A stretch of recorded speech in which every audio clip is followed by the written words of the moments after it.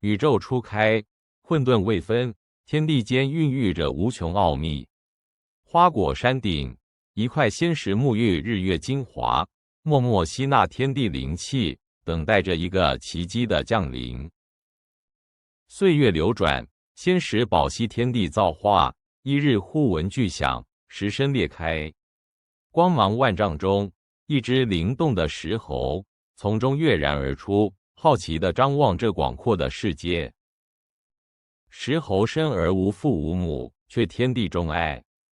他好奇地探索花果山的奇花异草，品尝甘甜的山果，奔跑跳跃，充满了原始的生命力与无邪的快乐。花果山中，群猴嬉戏，石猴很快融入其中。他与同伴们追逐打闹，分享果实，彼此间没有隔阂，共同享受着这片乐土的每一刻。一日，群猴在山涧边戏水，见一道瀑布从天而降。有猴提议，若谁能寻得瀑布源头，不惧危险，我们便奉他为王。群猴：谁敢进去探个究竟，不惧危险者，便是我们的王。群猴面面相觑，无人敢言，唯有那石猴胆识过人，欣然应承。他振臂一呼，决心独自闯入那神秘的瀑布深处，探寻其中的秘密。孙悟空：我愿一探究竟，有何惧哉？石猴纵身一跃，穿过如莲的水幕，眼前豁然开朗，竟是一处人间仙境，石桥、石房、石锅，还有潺潺流水，这便是传说中的水帘洞。石猴兴奋地冲出水帘，向同伴们报喜。群猴雀跃不已，争相穿越瀑布，进入这片奇妙的乐园，眼中闪烁着对新家的向往。孙悟空：快来，里面别有洞天，是我们的乐园。群猴见此洞天福地，无不欢欣鼓舞。他们遵守诺言，齐声高呼：尊石猴为王，并称他为美猴王。石猴欣然接受，意气风发。群猴：大王万岁！我等愿效忠美猴王。从此，孙悟空与群猴在水帘洞中过着无忧无虑、逍遥自在的生活。他们日游花果山，夜宿水帘洞，岁月静好，不问世事。然而好景不长，一日，孙悟空忽感悲从中来。他想到，虽然身为王，却终有一死，不能长生不老，不免心生忧虑与恐惧。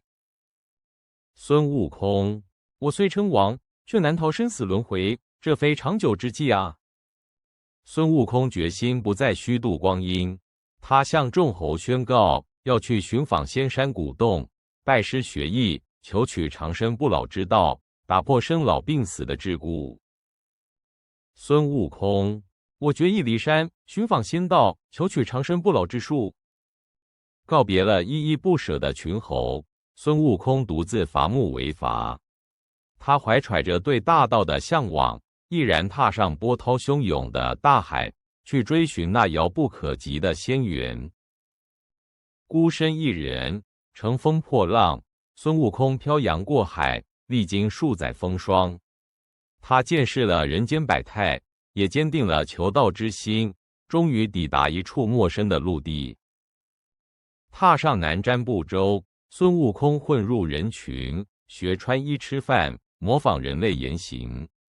他四处打听仙家踪迹，心中对于求仙的渴望愈发强烈。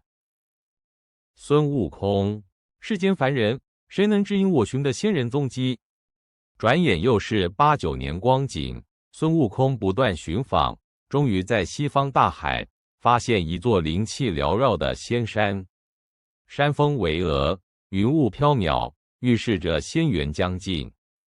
孙悟空小心翼翼登上灵山，忽闻歌声，循声而去，见一樵夫在砍柴，边唱着关于神仙的歌谣，他心中顿生希望。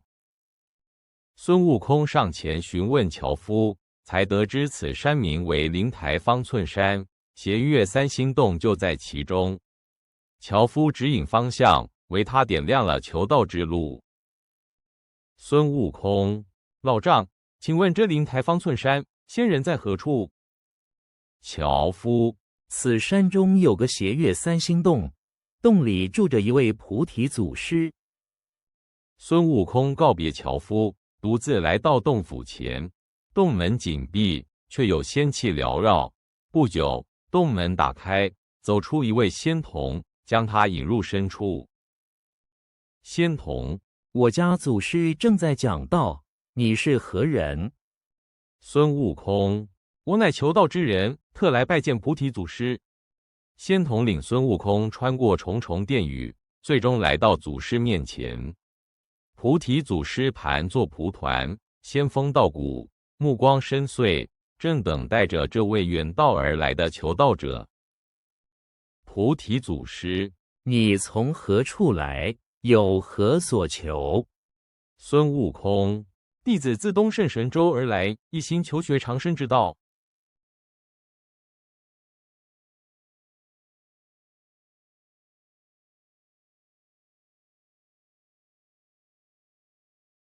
遥远犀牛贺州，灵台方寸山隐藏仙宗。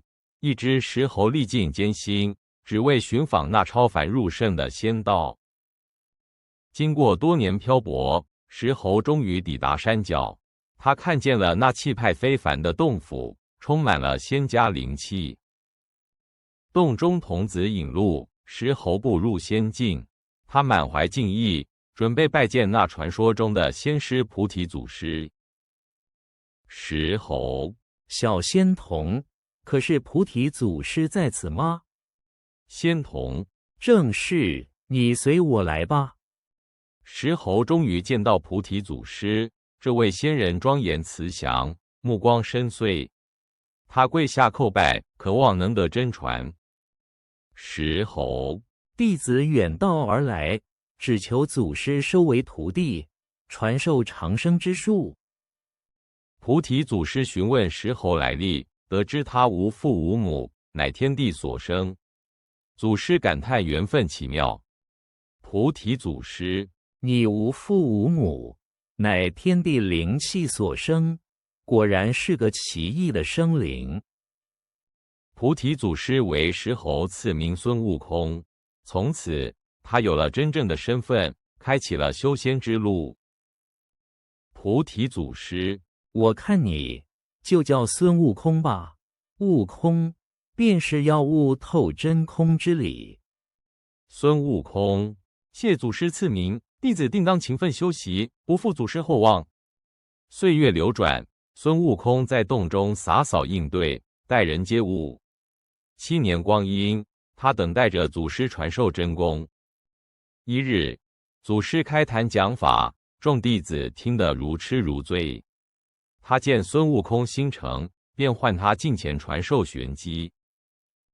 菩提祖师：悟空，你近前来，我要问你一问，你想学何种道术？祖师问他想学术、流、静、动何种门派。孙悟空渴望神通，却不解其真谛。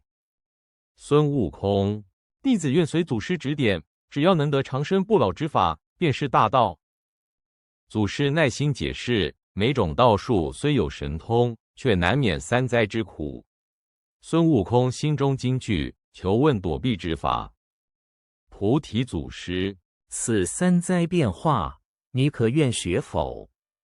孙悟空：弟子愿学，愿学，请祖师慈悲指点。祖师传授孙悟空72般变化之术，可躲避天劫。孙悟空闻言大喜，潜心修炼。菩提祖师：此乃必杀72般变化，可助你脱灾避祸。孙悟空聪慧过人，很快便掌握了变化的要诀。他的身形在光影中变幻莫测。祖师又见他心急，便传授筋斗云，一翻筋斗便能108000里，速度之快令人惊叹。菩提祖师：此乃筋斗云，一纵108000，学成便可上天入地。孙悟空勤奋苦练筋斗云，他从山巅跃起，化作一道金光，穿梭于云海之中，逍遥自在。一日，孙悟空得益于神通，忍不住在众师兄弟面前卖弄。他的轻率引来了祖师的注意。孙悟空，看我这变化之术，可比得上祖师吗？众弟子，妙哉！师兄神通广大。菩提祖师看破孙悟空的玩心，知他未来恐惹祸端，他决定驱逐这个不安分的弟子。菩提祖师，你这猴头，好生无礼！神通乃是隐蔽之术，岂能卖弄？祖师严厉训斥，孙悟空惊恐万分，连忙叩头认错。然而，离别的时刻已然来临。孙悟空，祖师息怒，弟子知错了，再也不敢了。菩提祖师嘱咐孙悟空，离去后绝不可提及师门，这是对他的保护，也是对他天性的告诫。菩提祖师，你此去定会惹祸，务必不可说是我徒弟，否则我断不饶你。孙悟空，弟子谨记祖师教诲，绝不泄露。孙悟空含泪拜别师父，踏上归程。他心中百感交集，既有学成神通的喜悦，也有离开师门的惆怅。他驾起筋斗云，如一道金光，朝着来时的东方飞去。从此，孙悟空将以崭新的身份面对未知的挑战。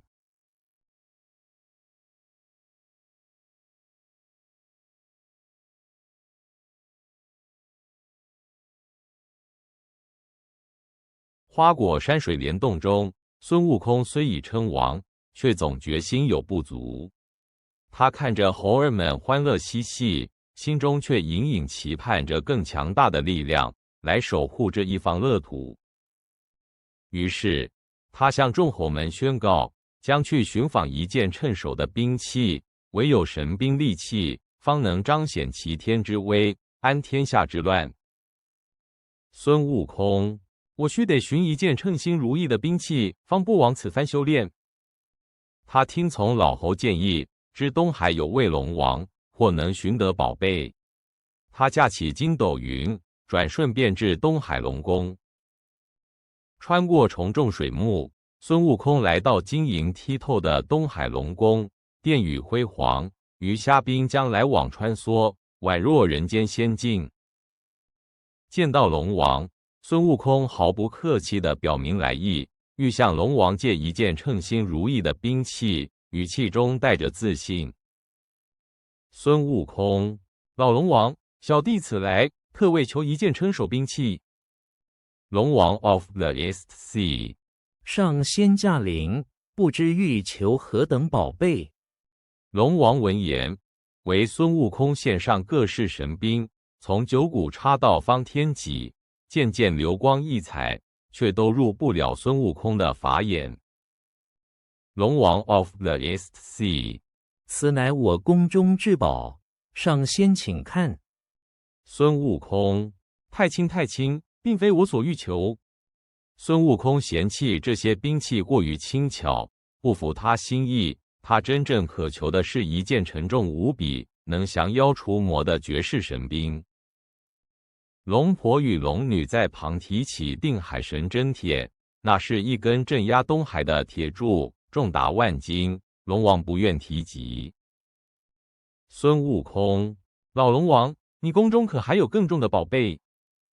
龙王 of the East Sea， 哎，唯有定海神针铁，恐非上仙所能取动。孙悟空闻言大喜，来到海底深处，只见那神针铁柱闪耀金光，粗如水桶，长达万丈，直插海底。孙悟空轻轻一触，那铁柱竟听从他的心意，逐渐变小。他心中欢喜，将其化为称手兵器，便是如意金箍棒。孙悟空，小，龙王 of the East Sea。天哪，此等宝贝竟被他收服！得了金箍棒，孙悟空意气风发，却又向龙王讨要衣服。龙王兄弟们被他闹得苦不堪言，却又无可奈何。孙悟空，我既得了兵器，怎能没有衣甲？速速奉上！龙王无奈，只得召集其他三海龙王，一同凑齐一套披挂。这套威风凛凛的装备，更衬托了孙悟空的神威。龙王 of the East Sea， 今日之事，日后定要上禀天庭。得了宝贝与披挂，孙悟空意气风发，驾起祥云，转眼间飞离龙宫。龙王兄弟们方才松了口气。然而，孙悟空的麻烦并未结束。他回到花果山，正享受得意之时，却被地府勾魂使者悄悄拘走了魂魄。孙悟空魂魄被带到幽冥界，见到阴森恐怖的森罗殿以及面貌各异的阎王，他心中怒火中烧。孙悟空，我乃仙体，何来汝等勾我魂魄？阎王，汝阳寿已尽，岂容你放肆？孙悟空不服判决，直问阎王，自己已跳出三界外，不在五行中，为何还有生死簿拘他魂魄？孙悟空，我以仙体，尔等凡俗，岂能勾我？速取生死簿来！他抢过生死簿，寻到魂灵类中猴鼠一项，见到自己与猴子猴孙的名字，便大笔一挥，尽数勾销。勾销了生死簿后，孙悟空心满意足，持棒径直冲出幽冥界，一路打杀，鬼族妖魔皆不敢阻拦。龙王与阎王接受孙悟空欺辱，一同上天庭，向玉皇大帝告状。天庭震动，一场风波即将掀起。龙王 of the East Sea， 那妖猴神通广大，我等实在抵挡不住。阎王，望陛下降旨，将此猴擒拿归案。玉皇大帝，但大泼猴，朕已知晓，自会处置。孙悟空却浑然不知，他回到花果山，猴子猴孙们围绕身旁，为他寻得神兵利器欢呼雀跃，准备迎接他崭新的生活。孙悟空，俺老孙得了此宝，从此谁也奈何不得。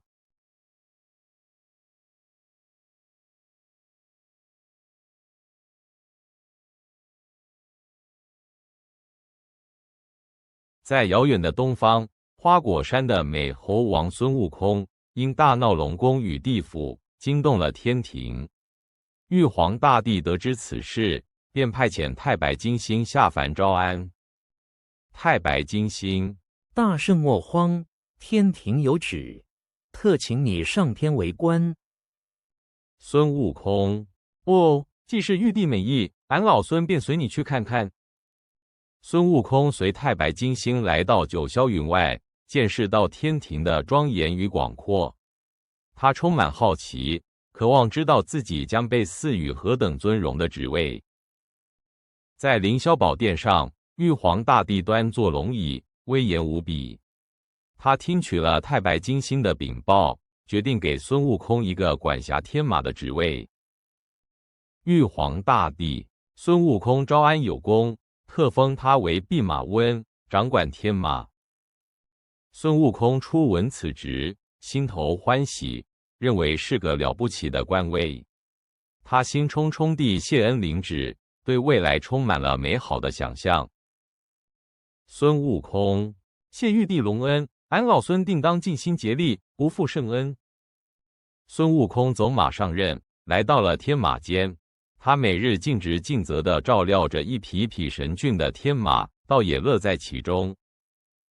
然而，快乐的日子不长。一日，他与监官们闲聊，无意间听到了弼马温这个职位的真实含义。天马监丞，弼马温啊，这可是个不入流的小官，专门养马的。听闻此言，孙悟空恍然大悟，一股怒火从心底升起。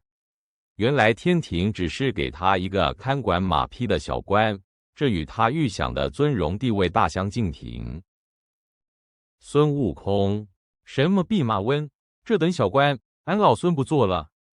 盛怒之下，孙悟空掀翻了马槽，打碎了栏杆，驾着筋斗云，一股脑儿地冲出了南天门，直奔花果山而去。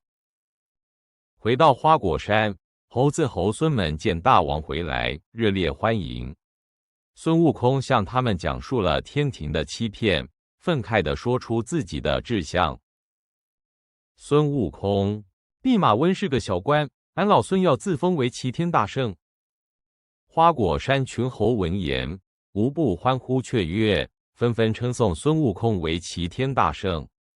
于是，这新的名号传遍了仙界与凡间。天庭得知孙悟空自封齐天大圣，且聚众反抗，玉皇大帝震怒，决定再次派兵讨伐这不知天高地厚的妖猴。玉皇大帝，这妖猴竟敢如此狂妄，传旨命巨灵神点兵10万，即刻下界擒拿。巨灵神领旨，带领天兵天将浩浩荡荡地来到花果山。他手持宣花斧，声势浩大地向孙悟空发出挑战。巨灵神，妖猴，速速受缚，免得自讨苦吃。孙悟空，俺乃齐天大圣，凭你也敢来抓我？巨灵神与孙悟空大战数十回合，却不敌孙悟空的变幻莫测。最终，巨灵神败下阵来，狼狈而逃，令天兵们士气大挫。巨灵神败回天庭，玉皇大帝又派托塔天王李靖与哪吒三太子前去擒拿。父子2人点齐兵马，再次杀向花果山。哪吒，父亲放心，这妖猴定然逃不出孩儿的手掌心。哪吒三太子神通广大，变化3头6臂，与孙悟空展开了一场惊天动地的恶战。2人兵器交集，火花四溅。尽管哪吒神勇无比，孙悟空却更是变化多端，铜头铁臂。最终，孙悟空寻得空隙，一棒击中哪吒，使得哪吒受伤败退。哪吒，这猴头好生厉害，我竟不是他的对手。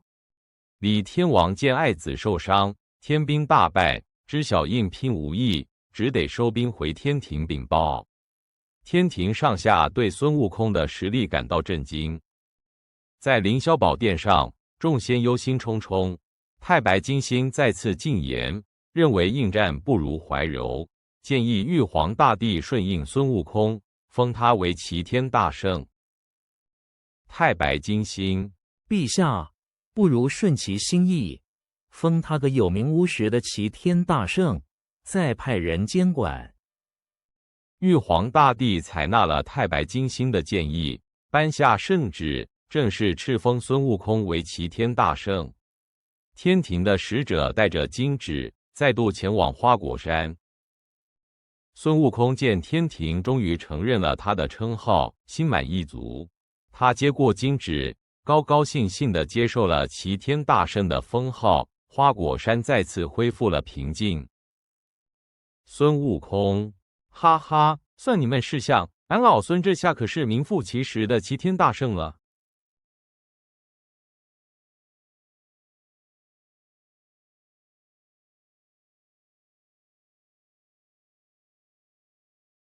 话说那齐天大圣孙悟空在天宫大闹一番，无人可治。他四处逞威，使得仙界惶恐不安，秩序混乱，如同狂风过境，众仙皆是束手无策，焦急万分，不知如何是好。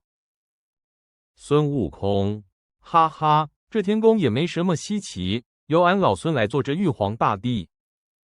玉皇大帝见此情景，忧心忡忡，召开了朝会，希望众仙能想出降服妖猴的良策。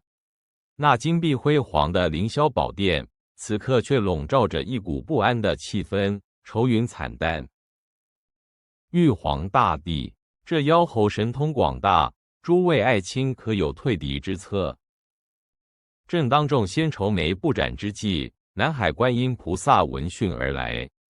他驾着祥云，飘然降临在庄严的宝殿之中，法相慈悲，光芒万丈，为这困境带来了一线希望。观音菩萨，听闻天宫有难，特来觐见玉帝，请问缘由？玉皇大帝将孙悟空的出身与前因后果详细的告知观音菩萨。从石头缝里蹦出的石猴，到大闹龙宫、地府，再到蟠桃园偷桃，每一桩罪状都细数清楚。玉皇大帝，这妖猴乃是天地灵物所生，后学得神通，不知好歹，屡屡作恶。观音菩萨听罢，轻轻颔首，心中已有了对策。他向玉皇大帝举荐一位神通广大的仙人，那便是他的外甥，居于灌江口清源庙道的二郎神。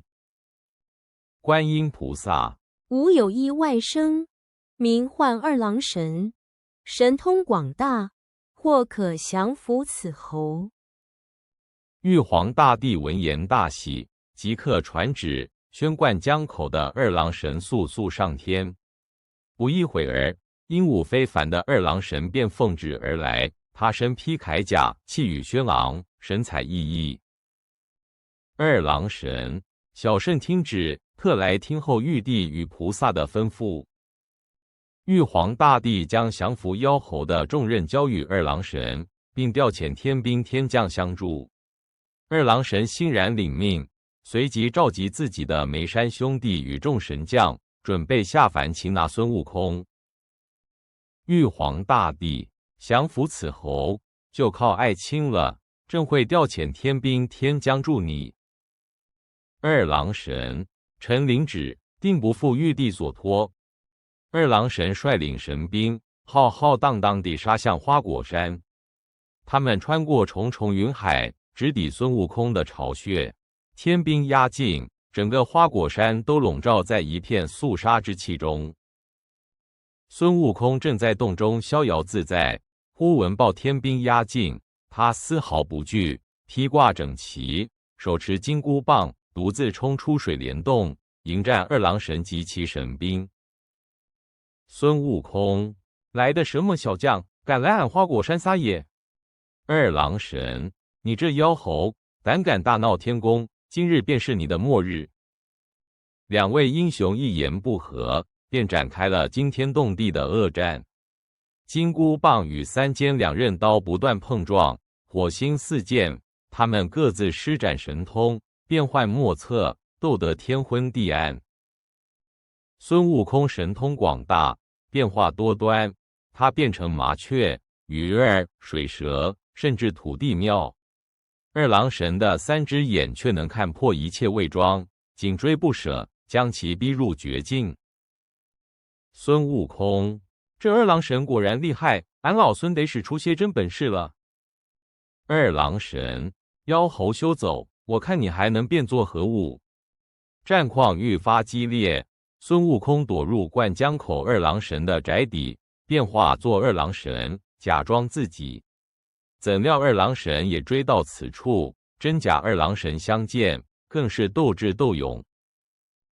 二郎神，你这妖猴变作我的模样，真是大胆。孙悟空，嘿嘿，有何不可？看你如何分清真假。在天宫中，玉皇大帝与观音菩萨等众仙正透过宝镜观看这场惊心动魄的恶斗。他们为二郎神的勇猛赞叹，也为孙悟空的狡猾感到焦虑。观音菩萨，这妖猴神通广大，若无外力相助，恐难擒拿。这时，太上老君见状，心生一计，他取出自己的金刚镯，偷偷抛向正在酣战的孙悟空，希望能够出其不意，将那难缠的猴子擒住。太上老君，待我这金刚镯一击，看你这泼猴还如何逃脱。金刚镯正中孙悟空头部，他一时重心不稳，跌倒在地。二郎神与其眉山兄弟趁机上前，将孙悟空团团围住，用绳索牢牢捆绑起来。二郎神、妖猴已被擒获。经过一番激烈的搏斗，孙悟空终于被擒。他被天兵天将押解着，浩浩荡荡地返回天庭。曾经不可一世的齐天大圣，此刻却被五花大绑，显得有些狼狈。众仙将孙悟空带至斩妖台，先后用刀砍、斧剁、雷击、火烧，然而他却毫发无损，所有的刑罚都对他无效。众仙皆是震惊不已。玉皇大帝，这妖猴何等硬朗，刀砍斧剁、雷击火烧，竟毫发无损。太上老君见此情景，解释说孙悟空吃了蟠桃，饮了御酒，偷吃了仙丹，练成了金刚不坏之身，寻常刑罚自然伤他不得。他提议将孙悟空投入八卦炉中。太上老君，此猴已练成金刚不坏之体，须将其投入我的八卦炉中，用三昧真火锻炼。众仙听从太上老君的建议，将孙悟空押往兜率宫的八卦炉。那炉子巨大而古朴，周身刻满了神秘的符文，散发着灼热的气息，预示着一场非凡的考验。玉皇大帝就依太上老君所言，将这妖猴投入八卦炉中炼化。孙悟空被强行推进了八卦炉中，炉盖随即严丝合缝地关上，炉火熊熊燃烧，似要将它彻底融化。这是他修炼成金刚不坏之身的最后一劫，命运未卜。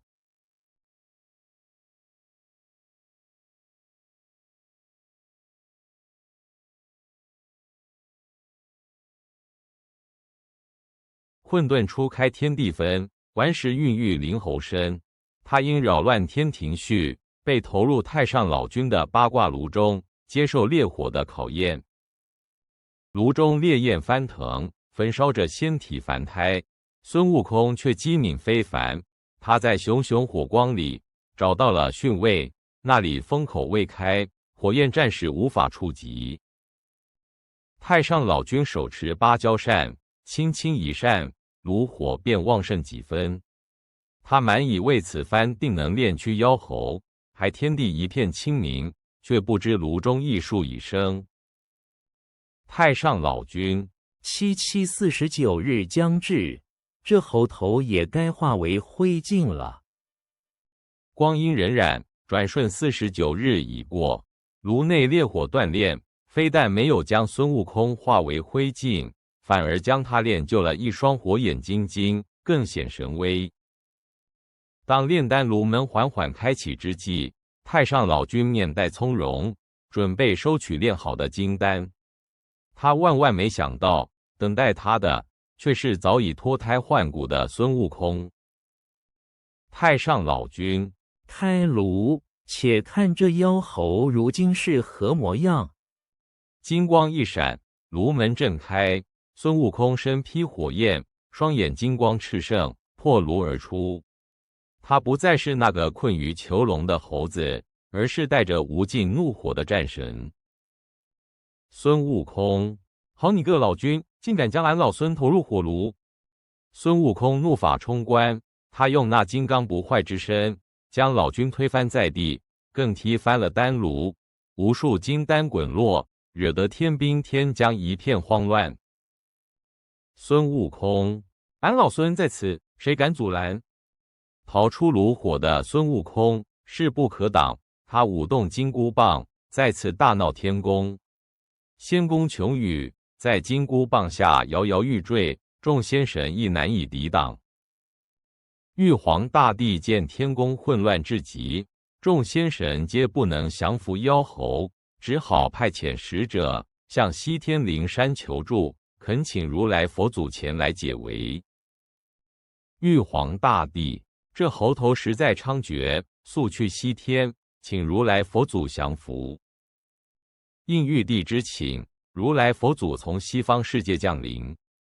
他身披祥云，面容庄严慈悲，一现身便有无尽佛光普照，平息了天宫的骚乱。如来佛祖，善哉！何方妖孽敢在此闹事？如来佛祖温声询问孙悟空：缘何扰乱天庭？又为何自号齐天大圣？他的声音如同清泉，洗涤着混乱的尘埃，却也带着无形威严。如来佛祖，你这猴头是何来历？为何大闹天宫？孙悟空：俺老孙本领高强，自当作玉帝。如来佛祖听闻孙悟空的狂言，只是微微一笑，便提出一个赌约：若孙悟空能跳出他的手掌心，便可取代玉皇大帝之位。如来佛祖，你若有此神通，尽管跳出吾的掌心，便让你做天庭之主。孙悟空：哈哈，此等小事，有何难哉？孙悟空自是筋斗云一翻108000里，毫不犹豫地跃入如来佛祖的掌心。他认为这小小手掌怎能困住他这齐天大圣？他一路翻飞，看见5根擎天巨柱，以为是天边尽头。他在其中一柱上写下齐天大圣到此一游，又撒了一泡猴尿作为标记。孙悟空：哈哈，天之尽头也不过如此，俺老孙已到此处。得意洋洋的孙悟空转身便驾着筋斗云返回。他向如来佛祖邀功，称自己已然跳到天涯海角，赢得了赌约。孙悟空：佛祖，俺老孙已跳到天边，那5根红柱便是证明。如来佛祖闻言，只是轻轻一笑，并未争辩。他伸出自己的右手，指尖赫然显现齐天大圣到此一游的字样，以及一丝猴尿的痕迹。如来佛祖，你这猴头却是未曾跳出吾的掌心。孙悟空这才恍然大悟，那擎天巨柱竟是佛祖的手指。他顿时羞恼交加，想要再次腾空而逃，却已来不及了。孙悟空：啊，原来这便是佛祖的掌心，可恶！如来佛祖轻轻一翻手掌，5指顿化为5座巨山，轰然落下，将孙悟空镇压于下。这便是五行山，镇压着心猿意马的顽劣。佛祖又从袖中取出一道金光符咒，贴在山顶。符咒闪耀着俺玛尼巴咪吽6字真言，彻底断绝了孙悟空逃脱的希望。自此，孙悟空被困于五行山下，受风吹雨打，等待着一位取经人的出现。这场劫难是他修行的开始，也是西游故事的序章。